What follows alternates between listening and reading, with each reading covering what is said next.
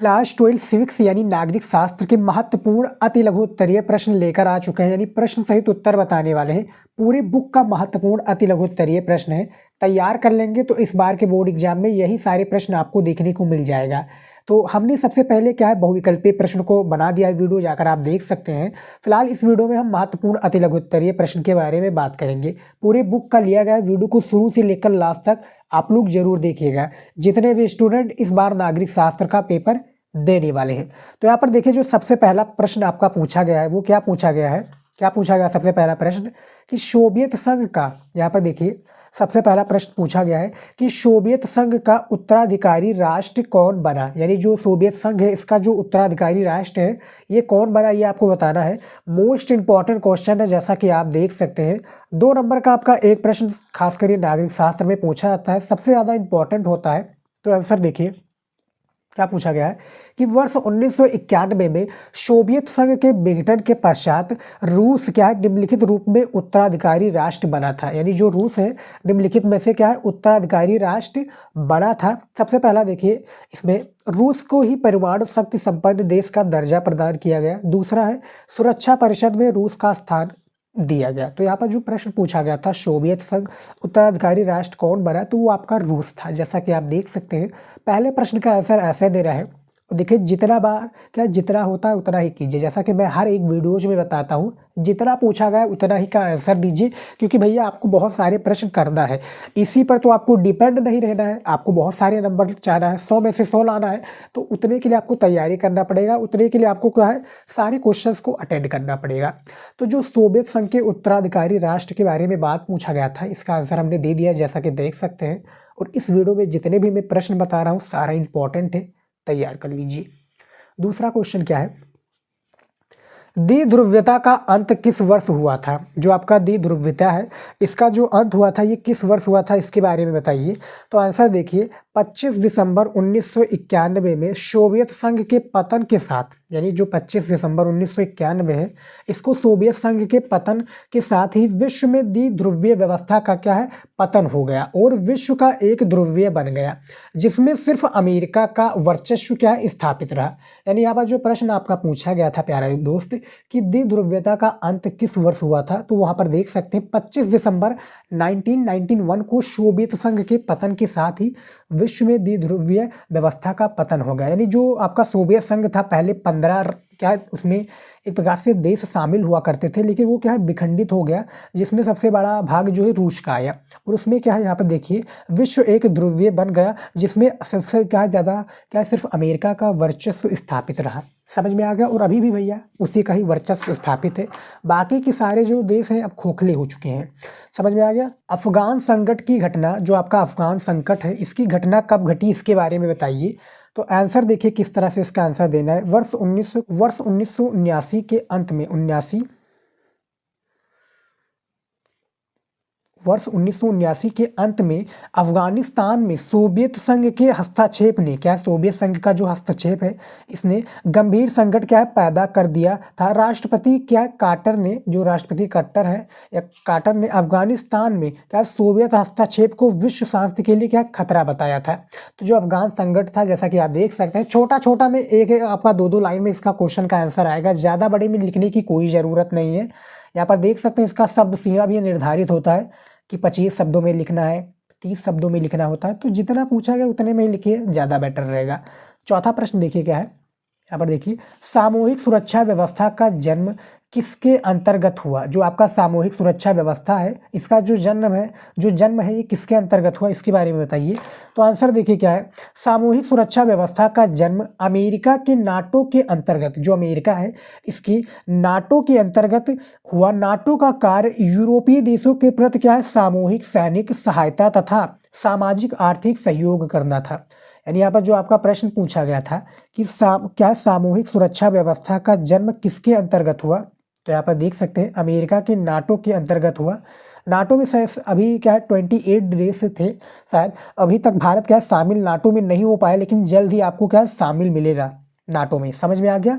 तो आपका जो 4 नंबर प्रश्न था इसका आंसर हमने दे दिया, जैसा कि आप देख सकते हैं। ज़्यादा जानकारी के लिए आप वीडियो को रोक कर भी आराम से देखकर सारे क्वेश्चंस को आप इम्प्लीमेंट कीजिए, उसको देखिए, रिसर्च कीजिए, तभी आप इसका आंसर दे पाएंगे। बहुविकल्पीय प्रश्न और अति लघु उत्तरीय प्रश्न एक ऐसा इंपॉर्टेंट क्वेश्चन है जिससे एग्जामिनर आपका भैया रुख देख सकता है, एक प्रकार से देख सकता है कि कॉपी आके आपने किस तरह से लिखा है, किस तरह से लिखा है। जब आप इंप्रेस कर देंगे एग्जामिनर को एक प्रकार से बहुविकल्पीय प्रश्न में और अति लघु उत्तरीय प्रश्न में, तो आपके लिए क्या है, आसानी से क्या है नंबर पाना बहुत ज़्यादा आपके लिए क्या है मुमकिन काम नहीं है। एक प्रकार से जो नंबर आपको मिलेगा बहुत ही आराम से मिलेगा और सारे क्वेश्चन का आंसर मिलेगा। एग्जामिनर आपके एक एक क्वेश्चन को देखेगा और सारे क्वेश्चन का आंसर पूर्ण रूप से देगा। आपने चाहे जो भी लिखा हो, छोड़िएगा एक भी प्रश्न को नहीं, हमने काफ़ी बार बताया अपनी वीडियोज में। उसके बाद में देखिए क्या है, 5वां नंबर प्रश्न देखिए क्या है। यहाँ पर देखिए आसियान के झंडे का प्रतीक चिन्ह, यहाँ पर देखिए आसियान का जो झंडे का प्रतीक चिन्ह है लोगों का क्या दर्शाता है, यानी जो लोग हैं उनको क्या दर्शाता है। सबसे पहले यहाँ पर देखिए आसियान के प्रतीक चिन्ह में 10 क्या है बारीक स्टिप्स, यहाँ पर देखिए 10 जो बारीक क्या है स्टिप्स दक्षिण पूर्वी एशिया के 10 देशों को इंगित करता है जो आपस में क्या है मित्रता और एकता के धागे से बंधे हुए हैं। यहाँ पर आप पहले प्रश्न को पढ़िए।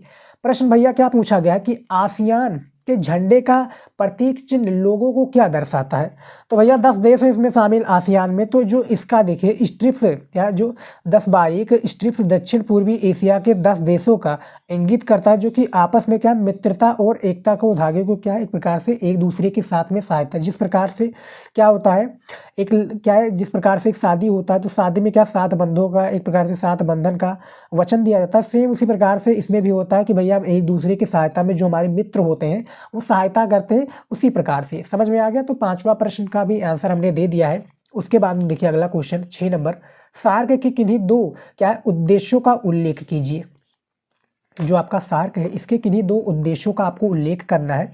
तो आंसर देखिए क्या है, यहाँ पर देखिए शार्क के 2 उद्देश्य क्या है, 2 उद्देश्य निम्नलिखित है, यानी कुछ इस प्रकार से है। सबसे पहला आपका दक्षिण एशिया क्षेत्र में शांति एवं क्या है स्थायित्व बढ़ाना। जो दक्षिण एशिया आपका क्षेत्र है इसमें शांति और क्या है स्थायित्व बढ़ाना। उसके बाद में और देशों के बीच क्या है स्थायित्व बढ़ाना और देशों के बीच मैत्रीपूर्ण संबंध स्थापित करना। क्या है जो और देश है इसके बीच क्या है मैत्रीपूर्ण संबंध स्थापित करना।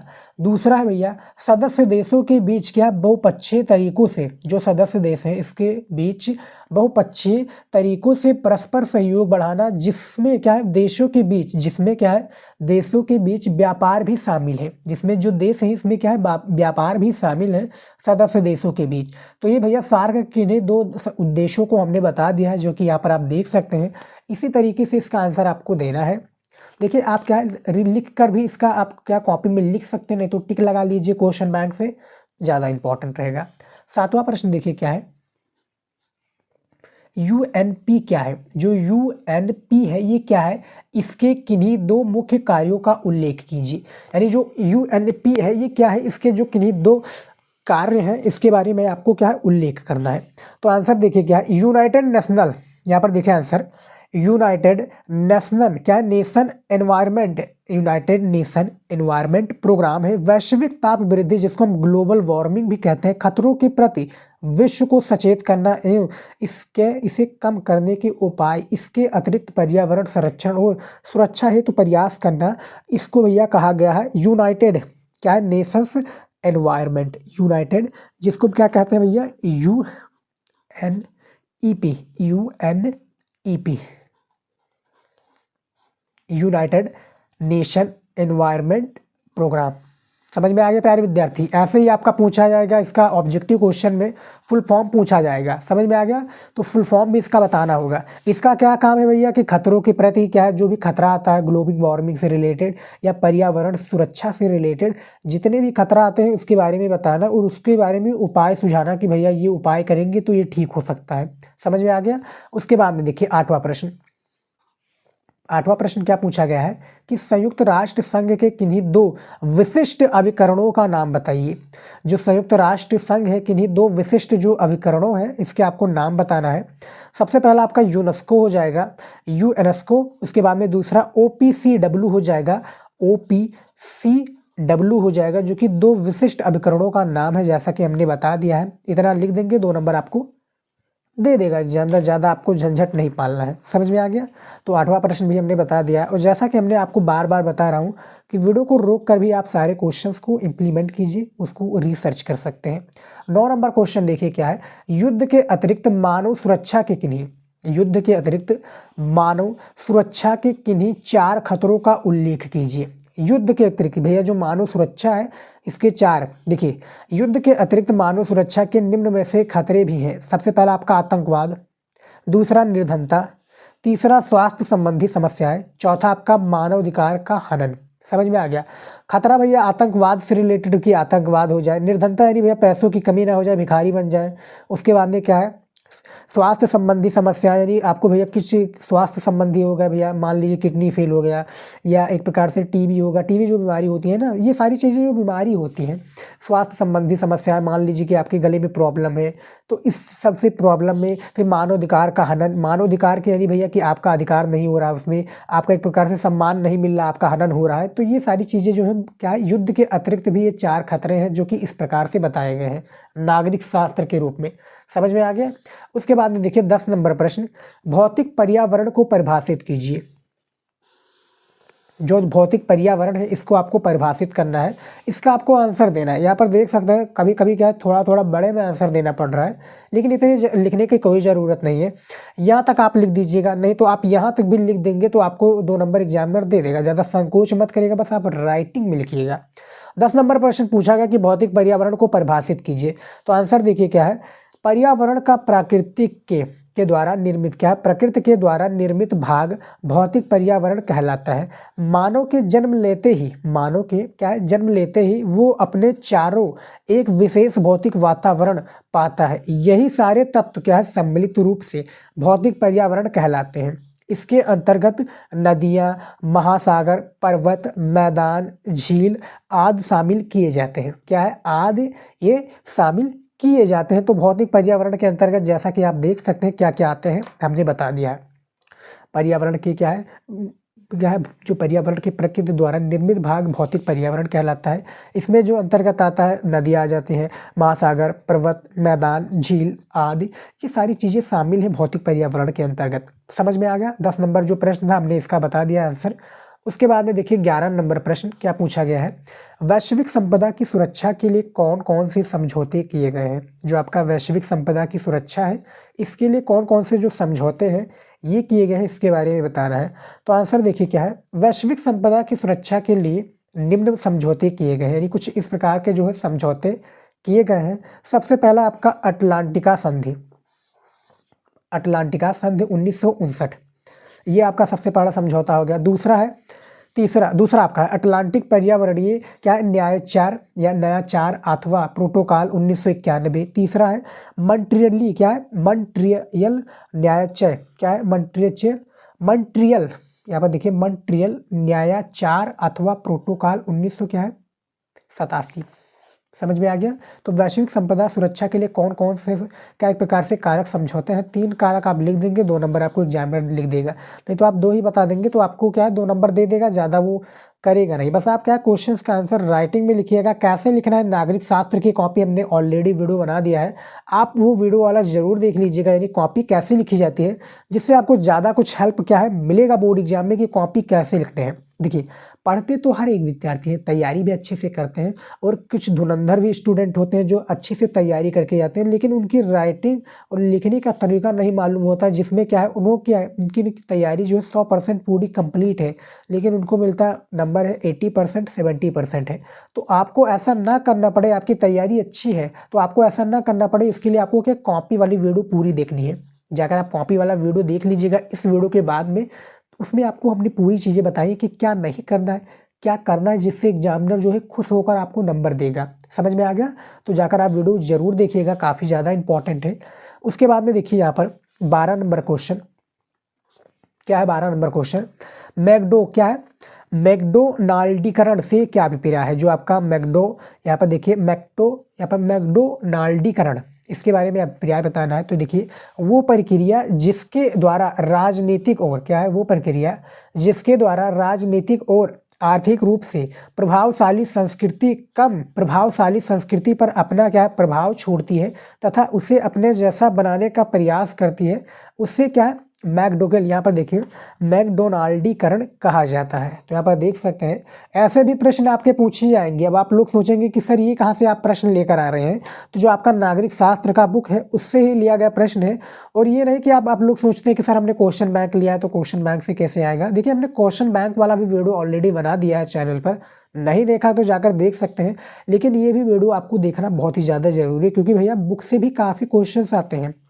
आपका जो क्वेश्चन बैंक है उससे आपका 60% से 70% आ जाएगा, लेकिन बाकी के जो 30 और 40% है वो आपका बुक से ही आएगा, बाहरी नहीं आएगा प्यारे विद्यार्थी।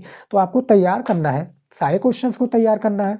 उसके बाद में देखिए 13 नंबर, यहाँ पर देखिए 13 नंबर क्वेश्चन क्या है। पंडित नेहरू ने ट्रिस्ट विद, यहाँ पर देखिए जो पंडित नेहरू जी हैं ट्रिस्ट विद टेस्टनी अथवा वाग्यवधु से चिर क्या है प्रतीक्षित भेंट भाषण कहाँ दिया था, ये आपको बताना है। पंडित जो नेहरू जी हैं जवाहरलाल नेहरू जी, इन्होंने क्या है यहाँ पर देखिए वाग्यवधु से चिर प्रतीक्षित भेंट भाषण कहाँ दिया था। तो आंसर देखिए पंडित नेहरू ने उक्त भाषण 14 से 15 अगस्त 1947 की मध्य रात्रि को संसद में संविधान सभा का एक विशेष सत्र को क्या है संबोधित करते हुए दिया था। यहाँ पर देखिए पंडित नेहरू ने उक्त भाषण 14 से 15 अगस्त 1947 की मध्य रात्रि को संसद से संविधान सभा के, देखिए संसद से संविधान सभा के एक विशेष सत्र को संबोधित करते हुए दिया था। ये प्रश्न काफ़ी ज़्यादा इंपॉर्टेंट है, बोर्ड एग्जाम में पूछा भी जाएगा, तो तैयार कर लीजिएगा। अगला क्वेश्चन देखिए 14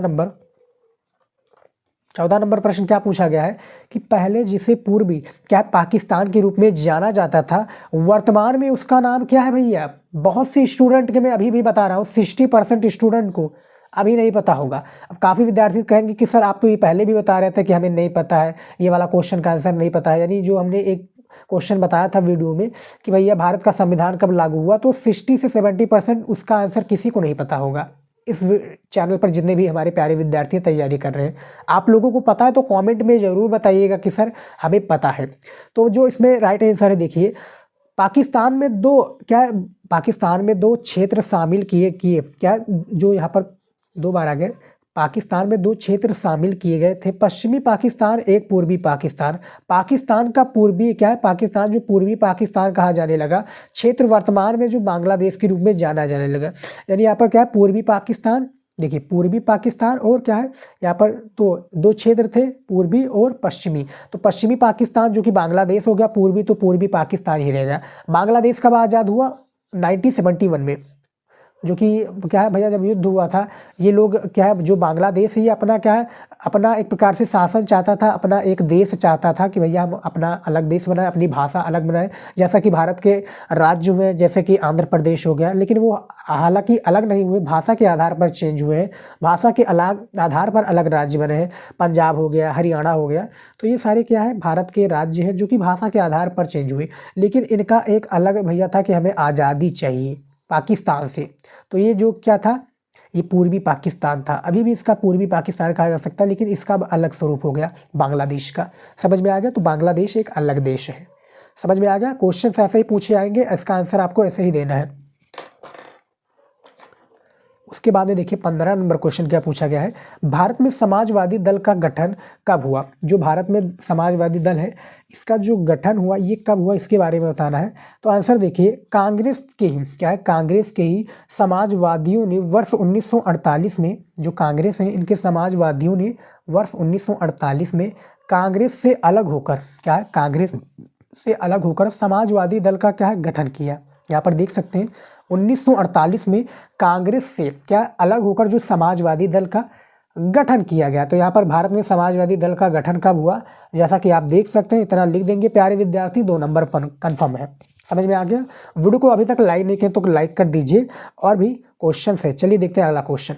पर क्वेश्चन देखिए क्या है, प्रथम पंचवर्षीय योजना का प्रारंभ कब हुआ एवं इसका क्या उद्देश्य था। यानी जो प्रथम आपका पंचवर्षीय योजना है ये कब प्रारंभ हुआ और इसका एक प्रकार से क्या उद्देश्य क्या था, इसके बारे में बहुत ज़्यादा ज़रूरी है आपको बताना। तो यहाँ पर देखिए इसका आंसर क्या होगा, ये देखिए प्रथम पंचवर्षीय योजना का शुरुआत वर्ष 1951 में, वर्ष 1951 में हुई या 51 में की गई। इसका प्रमुख उद्देश्य कृषि क्षेत्र का विकास करना था, जिसके लिए बांध एवं सिंचाई क्षेत्र में क्या है निवेश किया गया तथा भूमि सुधार पर क्या है बल दिया गया। यानी जो प्रथम पंचवर्षीय योजना है इसे कब प्रारंभ हुआ था, 1951 में प्रारंभ हुआ था। और इसका जो उद्देश्य था, इसका उद्देश्य प्यारे विद्यार्थी क्या था, बांध क्या है, बांध एवं सिंचाई क्षेत्र में निवेश करना, समझ में आ गया, और भूमि सुधार पर बल दिया जाना। ये प्रथम पंचवर्षीय योजना का प्रारंभ हुआ था, इसका उद्देश्य यही था। पूछा जाए तो अपने शब्दों में भी इसका आंसर आप दे सकते हैं। ये रहे कि आप किताबी भाषा से लिखेंगे तभी आपको एग्जामिनर नंबर देगा। आप अपने शब्दों में जितना अच्छा आप अपने शब्दों में प्रेजेंट कर सकते हैं एग्जामिनर, उतना ही एग्जामिनर के लिए क्या होगा, एक प्रकार से अच्छा होगा और आपके लिए भी अच्छा होगा, अच्छे नंबर के लिए। समझ में आ गया। 17 नंबर क्वेश्चन देखिए क्या है, बॉम्बे प्लान का क्या था, यानी बॉम्बे प्लान क्या था, ये आपका बहुविकल्पीय प्रश्न में भी पूछा जाएगा। तो आंसर देखिए, भारत में वर्ष 1944 में, भारत में वर्ष 1944 में उद्योगपतियों का एक संगठन बना, जिन्होंने देश में क्या है नियोजित अर्थव्यवस्था, जिन्होंने देश में नियोजित अर्थव्यवस्था चलाने के लिए एक संयुक्त प्रस्ताव तैयार किया, जिसे क्या है बॉम्बे प्लान कहा जाता है। यानी क्या है, संयुक्त एक प्रकार से प्रस्ताव तैयार किया जिसे जो बॉम्बे प्लान कहा जाता है। ये बॉम्बे प्लान है 1944 में उद्योगपतियों के द्वारा संगठन किया गया था। समझ में आ गया। 18 नंबर क्वेश्चन देखिए क्या है, भारत और पाकिस्तान के बीच सिंधु नदी जल विवाद किसकी मध्यस्थता से सुलझाया गया। यानी जो भारत और पाकिस्तान के बीच सिंधु नदी जल विवाद है, ये किसकी मध्यस्थता से सुलझाया गया, इसके बारे में इसका आंसर देना है। तो आंसर देखिए क्या है, विश्व बैंक की मध्यस्थता, यानी जो विश्व बैंक है, विश्व बैंक की मध्यस्थता से भारत और पाकिस्तान के बीच सिंधु नदी जल विवाद क्या है सुलझाया गया। वर्ष 1960, यहाँ पर देखिए, वर्ष 1960 में प्रधानमंत्री जवाहरलाल नेहरू और जनरल अयूब खान ने सिंधु नदी जल संधि पर क्या है हस्ताक्षर किए। हस्ताक्षर कब किया गया था भैया, ये प्रश्न बहुत ही ज़्यादा इंपॉर्टेंट है और इसको हमने काफ़ी बार बता चुका हूँ। जो आपका 18 नंबर प्रश्न पूछा गया है कि भारत और पाकिस्तान के बीच जो जल विवाद है ये किसकी मध्यस्थता से पूछा यानी सुलझाया गया, तो आपका विश्व बैंक हो जाएगा। समझ में आ गया। कब सुलझाया गया था, 1960 में। तो भारत के भैया प्रधानमंत्री थे जवाहरलाल नेहरू और जो जनरल अयूब खान थे, सिंधु नदी जल संधि पर क्या हस्ताक्षर किए थे, जो कि पाकिस्तान से रिलेटेड थे। समझ में आ गया। 18 नंबर प्रश्न था, इसका हमने आंसर दे दिया है। ऐसे ही इसका आपको आंसर लिखना है और वीडियो को लाइक नहीं किया तो लाइक कर दीजिए। ऐसा पूरी यूट्यूब पर कोई नहीं बताएगा, बस आपको हमारे चैनल पर मिलेगा।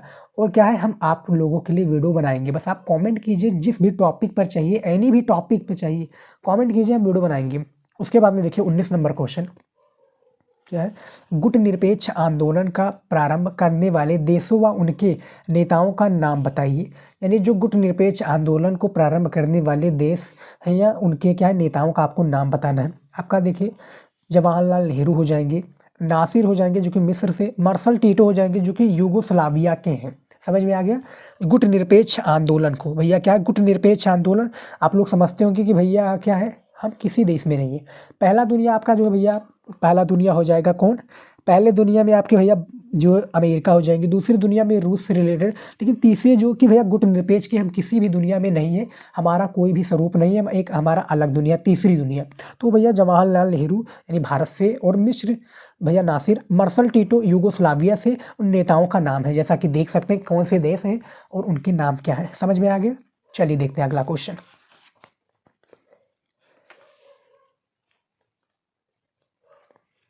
यहाँ पर देखिए 20 नंबर क्वेश्चन क्या पूछा गया है प्यारे दोस्त। 20 नंबर क्वेश्चन है, दिसंबर 1970 में इंदिरा गांधी सरकार द्वारा लोकसभा भंग करने का निर्णय किन कारणों से किया गया। यानी जो दिसंबर 1970 है, इसमें इंदिरा गांधी सरकार द्वारा जो लोकसभा भंग करने का निर्णय है ये किन कारणों से किया गया, इसके बारे में बताना है। तो आंसर देखिए, दिसंबर 1970 क्या 1970 इंदिरा गांधी सरकार द्वारा लोकसभा भंग करने का निर्णय विचित्र क्या है, यहाँ पर निर्णय विचित्र व जोखिम भरा था। हालांकि इसके पीछे इंदिरा गांधी की क्या है निम्नलिखित रणनीति थी।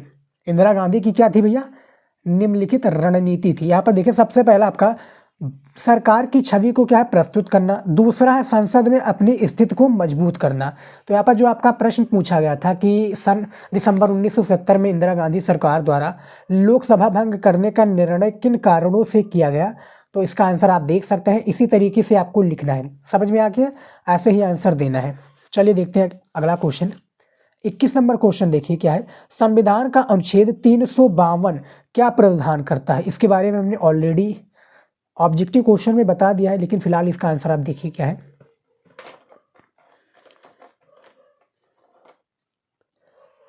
संविधान का अनुच्छेद 352, यहाँ पर देखिए संविधान का अनुच्छेद 352 यह प्रावधान करता है या करता है, सरकार युद्ध क्या है, प्राकृतिक आपदा व आंतरिक गड़बड़ी के आधार पर राष्ट्रीय आपातकाल की घोषणा या राष्ट्रपति की क्या सिफारिश पर कर सकती है।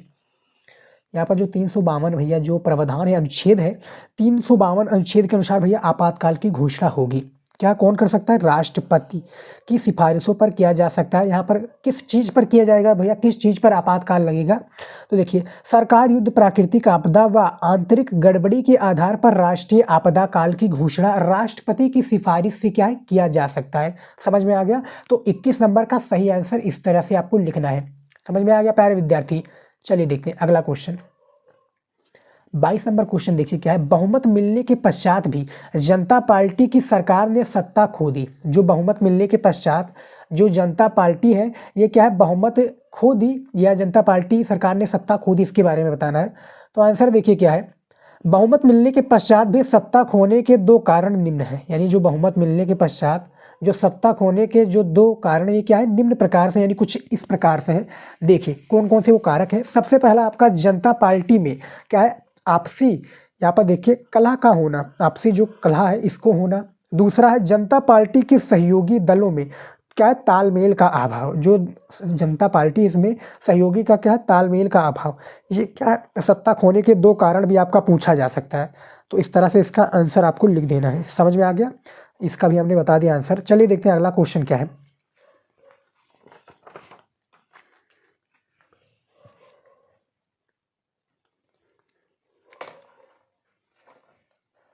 23 नंबर क्वेश्चन देखिए। लंबे समय से चले रहे क्या है, लंबे समय से चल रहे किन्हीं दो पर्यावरणीय मुद्दों का उल्लेख कीजिए। ये लंबे समय से चले आ रहे हैं भैया, तो इसके बारे में क्या पर्यावरणीय मुद्दों का उल्लेख करना है। तो आंसर देखिए, सबसे पहला आपका पर्यावरण संरक्षण संबंधी मुद्दों, जैसे चिपको आंदोलन, जिसमें क्या है वृक्षों की कटाई पर रोक लगाने की बात कही गई। ये सबसे पहला आपका क्या है पर्यावरणीय मुद्दे है। दूसरा यहाँ पर देखिए क्या है, टिहरी बांध परियोजना के विरुद्ध चलने वाला आंदोलन। इससे क्या है, टिहरी शहर का पानी में डूबने का खतरा था। तो यहाँ पर जो देख सकते हैं स्टूडेंट, चिपको आंदोलन से भी रिलेटेड आपका प्रश्न आया है। चिपको आंदोलन के बारे में भी पूछा जा सकता है कि भैया चिपको आंदोलन क्या है। चिपको आंदोलन बेसिकली होता क्या, मैं आपको थोड़ा बता दूं। चिपको आंदोलन ये होता था उत्तराखंड के द्वारा, शायद ये उत्तराखंड में चला था। चिपको आंदोलन में क्या होता था कि जो पेड़ की कटाई होती थी, तो वृक्षों की कटाई की रोक लगाने के बाद में क्या है, चिपको यानी पेड़ से जाकर लोग चिपक जाते थे, तो इसी को चिपको आंदोलन कहा जाने लगा। समझ में आ गया? तो ये टिहरी बांध परियोजना के विरुद्ध चलने वाला आंदोलन, इससे टिहरी बांध का पानी डूबने का खतरा था। तो ये लंबे समय तक चले आ रहे दो पर्यावरणीय मुद्दे हैं, जिनके बारे में हमने बता दिया है। ज़्यादा जानकारी के लिए आप वीडियो को रोक कर भी आराम से देख सकते हैं। समझ में आ गया? चलिए देखते हैं। बैकग्राउंड वॉइस को आप प्लीज़ इग्नोर कीजिएगा और आज की इस वीडियो को पूरा लास्ट तक जरूर देखिएगा। बहुत ज़्यादा इंपॉर्टेंट वीडियो, और खासकर हमने आप लोगों के लिए मेहनत कर दिन रात मेहनत करके हमने वीडियो बनाया है। तो ज़्यादा से ज़्यादा वीडियो को शेयर कर दीजिएगा अपने दोस्तों के पास। 24 नंबर देखिए, सिख विरोधी दंगों के क्या कारण थे। जो सिख विरोधी दंगे हैं, इनके कारण क्या थे, इसके बारे में बताइए भैया। कि जो सिख ने क्या है दंगे कराए थे, इसके कारण के बताइए, कारण के बारे में आपको बताना है। तो देखिए 31 अक्टूबर क्या है, 31 अक्टूबर 1984 में ऑपरेशन ब्लू स्टार के कारण प्रधानमंत्री इंदिरा गांधी की हत्या की क्या है, हत्या उनके ही सिख क्या है अंगरक्षकों, एक प्रकार से जो कमांडो है अंगरक्षकों के द्वारा कर दी गई। इसी घटना के परिणाम स्वरूप सिख विरोधी दंगे शुरू हो गए। क्या है, इसी क्या है भैया, जो ये आपका इसी सिख विरोधी इसी घटना के परिणाम स्वरूप कब इनकी मृत्यु हुई थी, 31 अक्टूबर 1984 में ऑपरेशन ब्लू स्टार जो है के कारण प्रधानमंत्री जो इंदिरा गांधी की हत्या, जो उनके भैया जो बॉडीगार्ड थे उन्हीं की क्या है अंगरक्षकों, यहाँ पर देख सकते हैं अंगरक्षकों के द्वारा कर दी गई, जो कि भैया सिख थे। इस घटना के परिणाम स्वरूप सिख विरोधी दंगे क्या है शुरू हो गए। तो ये 24 नंबर प्रश्न का आंसर था। जैसा कि आप देख सकते हैं हमने इसका भी आंसर दे दिया है। अगला क्वेश्चन देखिए, 25 नंबर क्वेश्चन नागरिक शास्त्र का। पोटा क्या है? व्हाट इज ये पोटा? पोटा क्या है, ये बहुत ही ज़्यादा इंपॉर्टेंट क्वेश्चन है और अभी तक इस क्वेश्चन का आंसर आप लोगों को नहीं पता होगा। आतंकवादी गतिविधि क्या है, ये आतंकवादी गतिविधि निवारक अधिनियम है। इसे क्या है, इसे वर्ष 2002 में राष्ट्रीय जनतांत्रिक इसे वर्ष 2002 में राष्ट्रीय जनतांत्रिक गठबंधन सरकार ने बनाया। क्या है, टाडा कानून के स्थान पर इसे लाया गया। इसमें किसी व्यक्ति को अपराध के पूर्व ही क्या है गिरफ्तार किया जा सकता है। इसी में क्या है, किसी व्यक्ति को बिना अपराध के भी क्या है गिरफ्तार किया जा सकता है पोटा में। तो यहाँ पर देख सकते हैं पोटा क्या है, इसके बारे में आंसर हमने बता दिया है। पोटा सबसे ज़्यादा इंपॉर्टेंट क्वेश्चन से बोर्ड एग्जाम में पूछा जाएगा। समझ में आ गया। तो इसमें हमने 25 महत्वपूर्ण प्रश्नों को बता दिया है जो कि आपके नागरिक शास्त्र की तैयारी को एक नेक्स्ट लेवल लेकर जाए।